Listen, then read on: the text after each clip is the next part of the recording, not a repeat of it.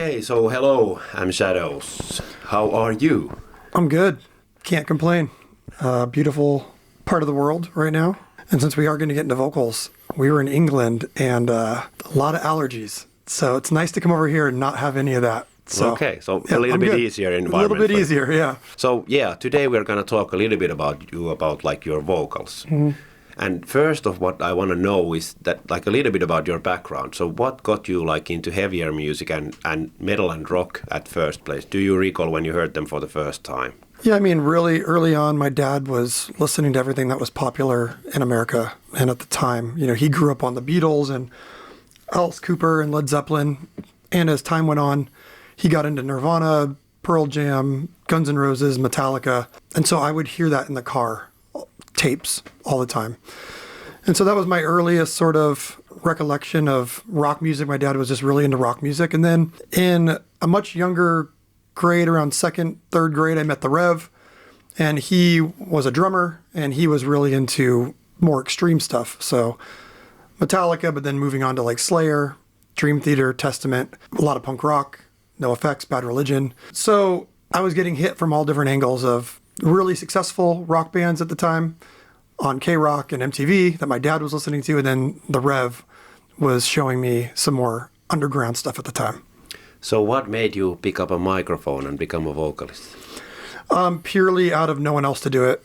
You know, the basic answer. Yeah. It was, you know, I grew up playing the piano. My mom made me play the piano for 4 years, and I could hear notes.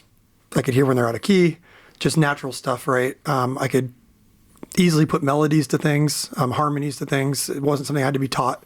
And that probably came from listening to a lot of Bad Religion and NoFX. They do a lot of harmonies. And so we would ride our bikes around town and just sing songs, me and the Rev. And we would make harmonies and just sing. And when we decided to start a band, there was no point of going anywhere else. There was no singers or people that were brought up to be singers. You know, just kind of, if you can do it, do it. So that's kind of how it happened. So was like Successful Failure your first proper ever band? Yeah, it was just a punk band that, you know, I started in grade school. There was a really cool punk scene. We were really into like Fat Records bands and Epitaph bands, you know, the Good Riddances, the Propagandis, you know, NoFX, Bad Religion, Rancid, Pennywise, all that stuff. So there was a bunch of local bands, and we started our own band. We were much younger than everyone, but they would put us on shows. We'd play at the local library, and I was playing guitar. I taught myself how to play guitar after piano, and was singing these songs. Jimmy wasn't in that band. He was playing with older people, and he was much more accomplished than we were. We were just, you know, a punk band, and we didn't really even know how to play our instruments. But that was the first band, yeah. So when Avenged Sevenfold started, obviously you took like a more of a metal path from that punk side. So were there like some specific vocalists that you looked up to, and how did you first started doing vocals? Were you like mimicking other vocalists, and how did it happen for you? Yeah, I don't know. I mean, being in California, because we went from being into metal, but metal was very unattainable to us. It was like we were young, and like you couldn't be going to an arena Metallica show or something. You had to have your parents come with you. We were like 11, 12, 13. But punk rock was much more accessible. We can go to the Warped Tour. We can go do those things. And so we were really into that. And then as we got into high school, we got really into hardcore. So things like Vision of Disorder, Poison the Well, Bleeding Through, 18 Visions. I went to school with all those guys. They were all, you know, 3 or 4 years older than me, but I was in guitar class with them, and I was friends with James and Brandon Chipetti and all those guys. That was an attainable scene because I can go to shows at the Showcase Theater or Chain Reaction, and I can go see hardcore bands where going to see, you know, Iron Maiden or Metallica was just not possible. I was just too young. And so I was influenced by things like Phil Anselmo, James Hetfield, Axl Rose, but also really influenced by Tim and Vision of Disorder, Greg Graffin, Bad Religion, Fat Mike from NoFX. So it was just like I just liked a lot of unique voices. I really liked Fat Mike because it was so different. I mean, a whole group of bands came after him, Blink-182 and Sum 41, and they were all just kind of Fat Mike. I wouldn't call them impersonators because they all made great careers, but Fat Mike made that sound and that joking on stage and just being over the top. And Greg Graffin was a more serious, right? Like more like a husky voice and bigger, more like what my voice is. But those were all influences. I listened to all of it, you know, like it was just, I just liked unique voices. That's why I liked Axl. So were you also like singing those guys' songs when you were in the early days, like rehearsing your own voice to become what it is today? Yeah, I mean, always doing Bad Religion covers, always doing No Effects covers. We played, I think, Sticking in My Eye was one of the covers we did. We did everything from White Trash Tubes into Being, that whole record. Linoleum, we've been playing Linoleum forever. So yeah, like all those things, yeah. It's and then meanwhile, you know, Jimmy's influences were all like playing Dave Lombardo stuff and playing Lars stuff. And so we would just have a big blend of metal and punk. And to us, it wasn't weird. It was just the music scene. As we started traveling the world, we started seeing it was much more like there's metalheads and there's punkers and we just didn't, in California, we just didn't see any of that. When it comes to like singing and those like first rehearsals, even with Avenged, where you immediately started to write your own music, or were you just playing covers with the guys, or how did it happen? We were writing our own music. I think the first song we wrote was a song called Thick and Thin. It's kind of it's half punk, half hardcore. There's a very Craig Graffin-esque verse, and it goes into some screamy stuff. And then as we started getting older with Waking the Fallen, we started incorporating more of the sing-scream, more of the Phil Anselmo type of thing, where you're screaming, but you're singing notes. It has some tonality to it. Still with a lot of Bad Religion influence in that stuff. And then towards City of Evil, it started getting more Guns N' Roses-esque, even like being influenced by like Children of Bodom and Blind Guardian and Sonata Arctica and a bunch of like more European metal bands. So when it comes to the like first two Avenged Sevenfold albums, obviously those are like also for you vocal-wise very different from what happened like after like City of Evil. So did it take like long time to figure out the right technique to do like screaming in shows, or were you like losing your voice all the time, or what kind of experience it was for you? No, I was losing my voice all the time. Okay. Like it was like you, as soon as you're like 4 songs in, all the clean vocals there's no range. Yeah. Everything was blown out. No technique whatsoever. Just pushing too hard, not understanding that you could scream and use the mic to your advantage. And so it was really frustrating, right? Because you can sing it, but then you go live and 3 songs in, there's nothing. So yeah, just one of those things where just learning curve, full on, just what do you do? Yeah. Speaking about like learning curves, what kind of like memories do you have when it comes to the first proper tours that you did with Avenged? Were you ready to do like show after show after show, or was it also like a big learning experience for you? Yeah, no, it's always a learning experience. I would even say like we just, headline Download for the 3rd time, and this was the first time I felt comfortable up there because just maturity, being in the situation already. It's like being in a game 7 or being in a finals and knowing you've been there and knowing what's going to come at you allows you to really internalize everything and then just focus on the technique and what you're trying to do, let it all come to you. So those early days, it was just, you're trying to do too much right off the bat and then your voice blows out. And it's typical, right? Like you're just like, okay, we're going to kill this show, and you get out there and all of a sudden you have nothing. And because you push too hard. Yeah. But it's more like the adrenaline kicking in. You're just like giving it 110% when maybe some of the times it isn't good on a long tour to give like 110 every night. Yeah, well, you can give 110, but you got to know where to pick and choose your battles. Yeah, for sure. So in terms of like warming up for shows, how was it for you in the early days? Did you have like any kinds of routines, and has that like evolved during the years for you? The difference is, when you're riding your bike around with the Rev, you can just sing and sing and sing and nothing goes wrong.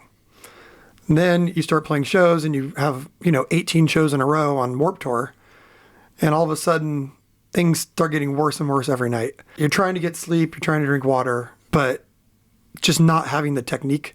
And then there's all these different ways people describe technique, right? And that takes a long time to figure out because sometimes the things you need in the beginning are the exact opposite things you need as your career goes on. Yeah, the early days, it was just a struggle.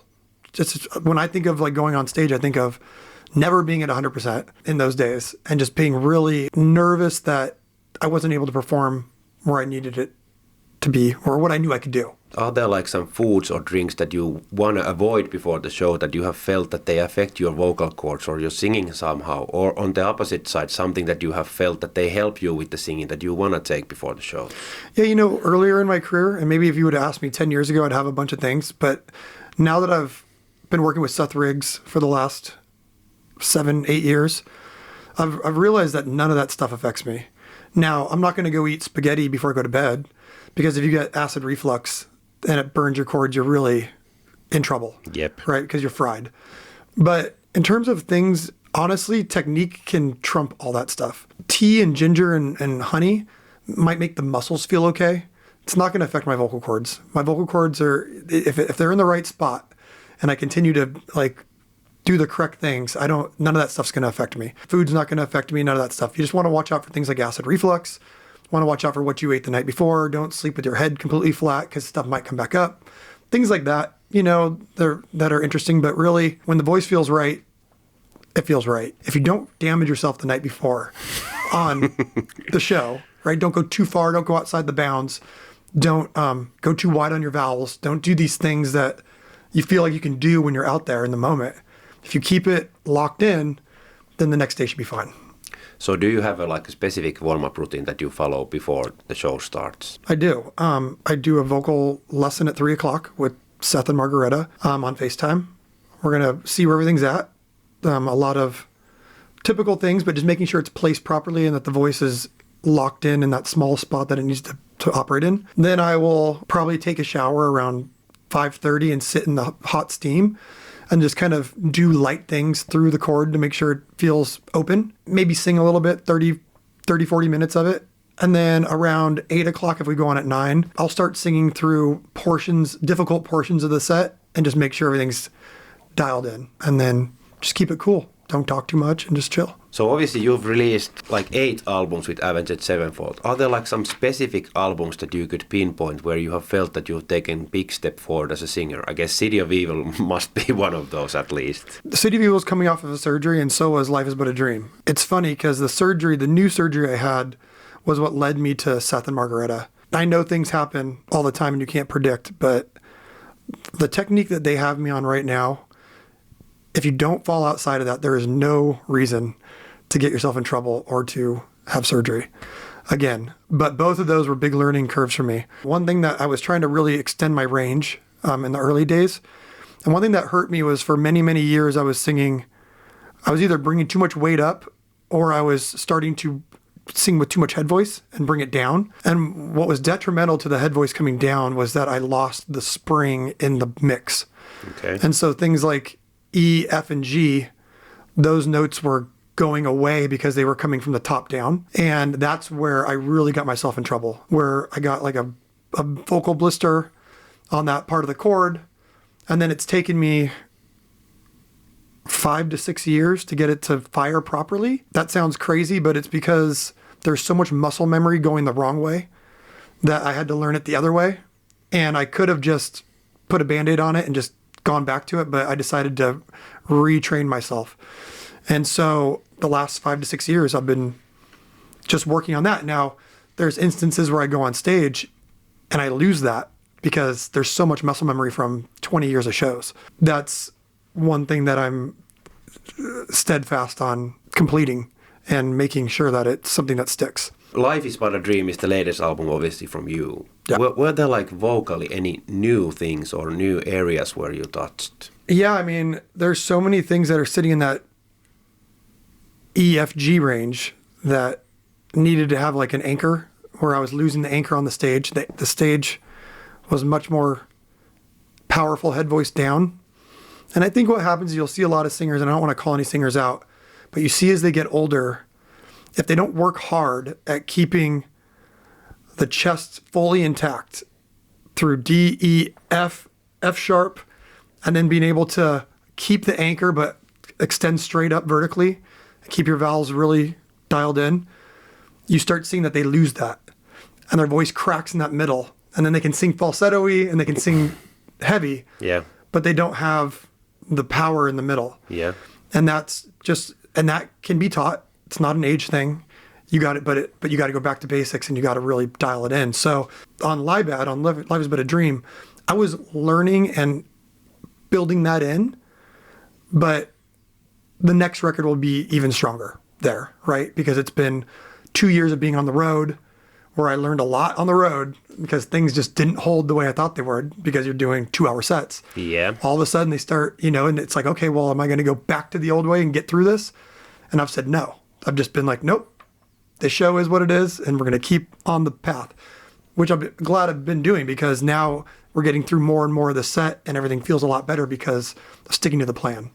I was actually going to ask you next about that because when you started, obviously you were playing like 20, 30-minute sets, but now you are playing like 2 hours. So how different approach it is for a vocalist? You just have to be locked in on your technique. Yeah. I mean, you should be able to sing 4 or 5 hours if you're doing it correctly. There's obviously moments you get excited, and when it's working good, you start getting outside the bounds. I mean, one thing that Margareta always says to me, she's like, it's like walking down the Grand Canyon, and right now you don't realize when you fall off. She's like, but when you realize it, it's like, whoa, okay, that's wrong. That's what you need to be at all times, vigilant, right? You need to be vigilant, and you need to keep everything tucked in, the valves tucked in, everything back, anchored, strong. And if you do that, you should be able to sing for a very, very long time. So what were like your parents' reactions when they heard first time you screaming your lungs out? My dad's a metal guy, so he enjoyed it, but I think it was not till Waking the Fallen that he really loved what we were doing. When he heard that record, he's like, this is awesome. But he was also someone that didn't understand Pantera or any of those bands. He didn't like it, didn't get it. So when we were incorporating both, I think he enjoyed it. And a last question, that any kind of advice that you would like to give to a young metal vocalist who is just about to start their journey, anything that comes into your mind? Just stay calm. I mean, you're going to run into issues. It's not the end of the world if you have to get a vocal coach, learn some techniques, put some work into it. I mean, vocals is a weird thing because so many people don't take the technique seriously because most people are just born with a unique voice. They can sing. But if you look at anything from the way Kobe Bryant worked or any of these, football players or, any sort of athlete, drummers, you have to learn the technique or you're not going to be able to survive in it. Yeah, it's one of the instruments. It's an instrument. And I've sent so many people to Set the Margareta, and most vocalists get scared that it's going to change how they sound.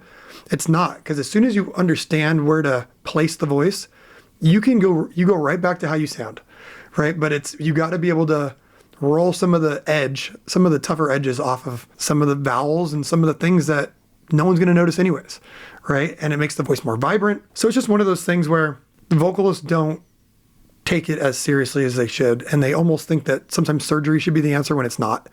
Technique will fix 99% of the things. Thanks a lot for taking the time to do this with us. Yeah, thank you.